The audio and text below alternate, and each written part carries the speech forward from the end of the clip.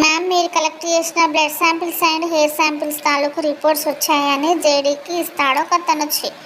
ఆ రిపోర్ట్స్ తీసుకొని జేడీ చదువుతుంది. చదివి అంటుంది కదా, ఈ కేసు ఇంత త్వరగా సాల్వ్ అవుతుందని అస్సలు ఊహించలేను కేడీ అని చెప్పేసి అనుకుంటారు వాళ్ళు. అనుకున్న తర్వాత కేడీ దగ్గరికి వచ్చి అంటుంది కదా జేడీ, మేనేజర్కి సంబంధించిన ఎవరి శాంపిల్స్ మ్యాచ్ అయ్యాయి చెప్పు కేడీ అని చెప్పేసి అంటే, కేడీ అప్పుడు ఒక అమ్మాయిని చూపిస్తాడు. ఈ అమ్మాయి అని చెప్పి చూపిస్తాడు. అప్పుడు కేడీ చూపించగానే అమ్మాయి షాక్ అవుతుంది. షాక్ అయిన తర్వాత జేడీ అంటుంది కదా, మేనేజర్ని ఎందుకు చంపావు, అతను నువ్వు చంపి ఆ హత్య నేరాన్ని కౌశిక్ గారి మీద ఎందుకు వేశావు అని చెప్పి జేడీ అడుగుతుంది.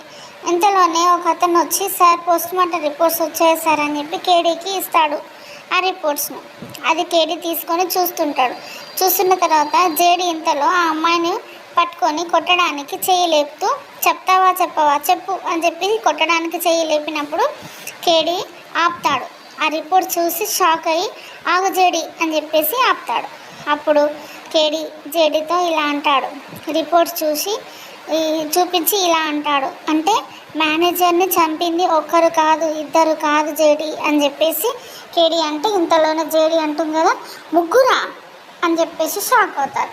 అసలు ఆ ముగ్గురు ఎవరు, ఆఫీస్లో పనిచేసే అమ్మాయిలేనా, లేకపోతే ఇంకెవరైనా ముగ్గురు కలిసి చంపి ఆ హత్య నేరాన్ని వీళ్ళ ముగ్గురు మీద వేసుకోమని చెప్పి ఇబ్బంది పెట్టారా, లేకపోతే వాళ్ళు చంపుతుండగా వీళ్ళు చూసారా, అసలు ఎవరు చంపారు, చంపాల్సిన అవసరం ఇప్పుడు ఎవరికి ఉంది, ఆ కౌశిక్ గారి మీద ఎందుకు ఆ నేరాన్ని మోపారు అనేది నెక్స్ట్ ఎపిసోడ్లో చూద్దాం. Please subscribe my channel friends. Bye.